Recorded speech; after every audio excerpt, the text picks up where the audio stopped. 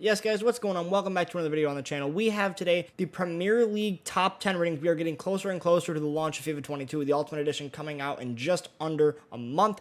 So we're going to be going over my predictions for the top 10 Premier League attackers. Let's get into it. Coming in at number 10, we have Riyad Mahrez. The Manchester City backup right winger is a fantastic player, and he had a lot of good performance-based cards last year, but it seemed to me like he went missing in the majority of other games where he wasn't getting on the score sheet. I have him going up from an 85 to an 86. He did have 2 informs and 2 Champions League man of the matches, so I think that does warrant enough for him to get an 86, a +1 upgrade. I would typically give him a +2 to an 87, but he is 30 years old, and how EA work, they tend to give players not as steep or significant of upgrades as soon as they start getting to that 30-year-old thresh mark. Nonetheless, though, I think this is going to be a fantastic card, one of those really meta starter cards at the start of the game. He did have 5-star skills and 4-star weak foot in FIFA 21, and I wouldn't be surprised to see that carry over into FIFA 22. Now, coming in at number 9, Marcus Rashford had a fantastic season this past year, was plagued by injury for the vast majority of the year, though he is out with surgery, and now he just actually resumed training. But even through the injury, Marcus Rashford managed to get 3 Team of the Weeks and a Team of the Group Stage card, including a Team of the Season as well. 5 performance-based cards, I think easily sees him go to an 86.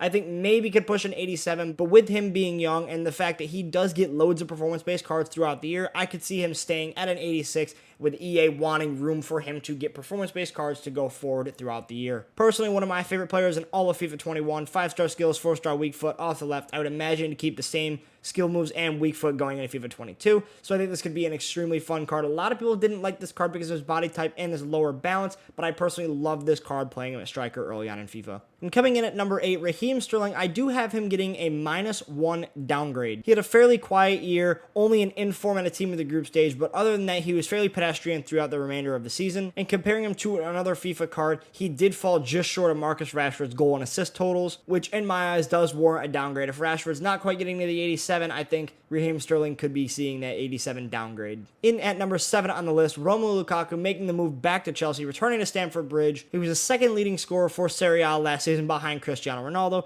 and did get 3 Team of the Weeks and a Team of the Season, including a Summer Stars card for his performances at the Euro 2020. A +2 upgrade for this card I think is a fair boost. I think he could be potentially getting 88. I wouldn't think anyone would be shocked. I don't think anyone would feel that it wasn't deserved if he were to get an 88, but I personally just think he does get an 87. He's going to be a fantastic player for Chelsea this season. Now, Jaden Sancho was another player that came over to the Premier League this transfer window, and he had an 87 rated card last FIFA, and I think he gets a +1 upgrade to an 88. He did manage to get 16 goals and 20 assists in 38 appearances in all competitions, including 8 goals and 12 assists in 26 appearances in the league in the Bundesliga this past year. Now, Jaden Sancho didn't have a single inform throughout the year, but did have a Player of the Month and a 96 rated Team of the Season. I think it's a bit weird he didn't have any informs. He was robbed a couple of times of getting an inform, and he is one of the rare instances where a player does get a Player of the Month without getting an inform in that month. But regardless, I think his performances across the board were good enough to see him get a +1 upgrade. Heung-min Son is a player who had a fantastic year for the Spurs this past season, managing 17 goals and 10 assists in 37 games, only missing 1 game in the Premier League this past year, and I think a +1 for him is more than fair. I would not be shocked to see him go up to an 89, but I don't think EA will want to give him a +2, knowing that the card is already high enough rated. Son did get 1 inform, a Player of the Month, and a 94 rated Team of the Season. I think he was a fantastic player this past year, and he definitely will be one of the most useful cards in all of FIFA 22, having 5-star weak foot and 4-star skills. Potentially, it's been leaked that he could be 5-star, 5-star, so that could be an even better card going into the next FIFA. Now, Sadio Mana is a player that I have getting a significant downgrade from a 90 to an 88. He did struggle in the Premier League last year, only netting 11 goals and 7 assists. I say only very lightly. He expects to get these numbers. We all expect to get these numbers out of him, and it's a disappointing season by his standards. He was equal on the number of goals with Marcus Rashford, but Rashford was able to get 2 more assists, so I think a card that is a 90 rated getting the same stats as a card that was 85 rated, there has to be a bit of a bridging the gap in between there somewhere. Personally, I think this will just be a one-off season for Sadio Mana. I think he'll return to his form. He's a fantastic player and will definitely get back to the peak form that he can show and has shown in the Premier League. Now, Harry Kane was one of the players that just missed out on the 99 club in FIFA 21, and he did get 2 informs and a Team of the Season, including a Summer Stars as well, which is another performance-based card.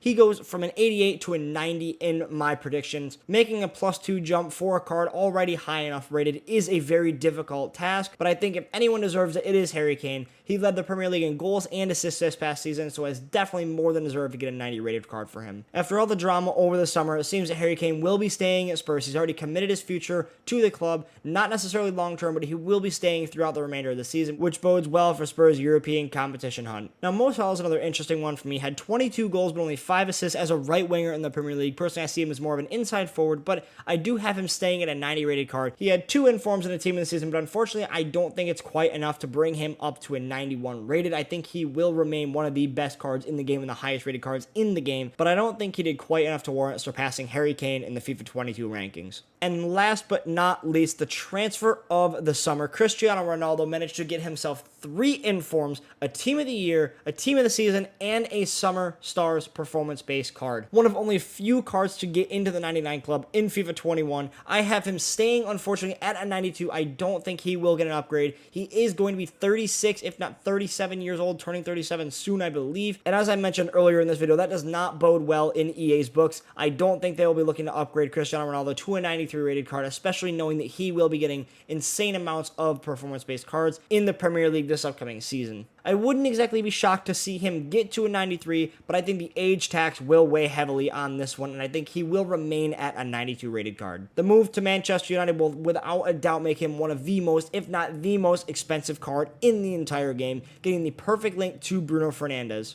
Right, guys, so that is my top 10 FIFA 22 Premier League attackers rating prediction. Let me know in the comment section down below if you agree or disagree, if you think I got any of these wrong, or if you think that someone else should be included in this list. If you are new to the channel, make sure you smash the subscribe button, leave a like on the video. I'm going to be posting a lot more of these predictions in the coming days and weeks leading up to FIFA 22's release. And as always, I thank you all so much for watching. We'll see you in the next one. Peace, fellas.